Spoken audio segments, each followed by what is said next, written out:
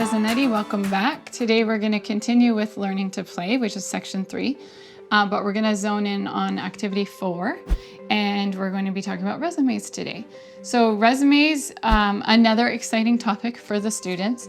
Resumes are often written in high school, as we know, for students who are applying for jobs.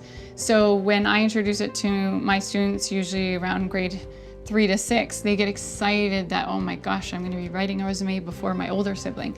So when I introduce resumes, the first thing I ask is who knows what a resume is, and a lot of the students are unsure. Some of them know, but many are unfamiliar. So that's important to start with. And then what I do is I give each student a good copy of a resume, what I would like it to look like. Now keep in mind, we all know that resumes can come in different forms. In this case, I just want them to have the content to be similar, but they can alter it in any way, especially because we do want to encourage them to go home, talk to their parents.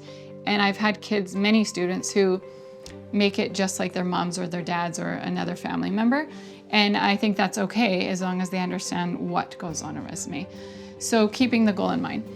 So after having shown them a good copy of the resume and going over the format, then what I like to do is put up on the board the key headings that they're going to focus on within the resume, which is work experience / volunteer hours, hobbies, and their skills.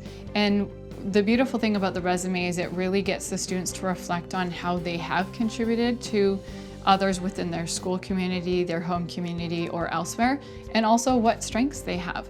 Many parents have actually commented on how they loved doing this activity with their kids because it does help their child to recognize how much they have done already at their age.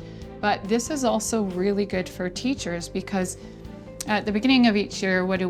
We always come up with lessons to learn more about our students, and right away you can start with resume writing, and I find I learn a lot about the students, whether it's them helping and taking care of a younger sibling or how much work they do at home. So that would be the focus for lesson 1.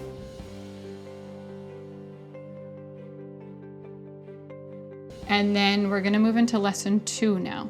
So lesson 2, this is where I actually begin by talking to them about what is the criteria that I really want them to zone in on. So lesson 1, you introduced a good example of the resume. Lesson 2, you're going to be referring back to that resume while you go over the criteria. I always like to have my students pull out colorful highlighters so that they are more engaged, and I get them to highlight as I speak, and I tend to project it up on the board so that they can see what I'm highlighting too. So I think that's a good way for them to understand what exactly is the criteria. And then I ask the students, when they are writing the resume, just go through and check off the criteria along the way like we do for any other assignment that we might have criteria for. Within lesson 2, we also have resume where I've actually mixed up some of the information, and down below there's a multiple choice area where you get the students to figure out where the errors are. So that's a nice activity to get two students or more to work on so that you know which areas they're zoning in on and getting them to focus on the ones that you really want them to include within their own resume. So that's the end for lesson 2. Lesson 3 is where they actually begin writing their resume. And again, kids get very excited. I had a student who was not engaged in school in previous years, and this student stayed in the first recess and started writing his resume. And I've had a lot of students go home and write their resume within the first night or 2, although I give them a good week to write their resumes. So they do get excited about this. So what I do is I give them a template so that they can fill it in, so they don't have to worry about indenting and tabbing and underlining, because that could be a little too much for certain ages. When I have intermediates, I will have them fill out the template and then they convert it to a computer. And that's where they start learning computer skills as well, such as the tabbing, bolding, underlining, skills like that.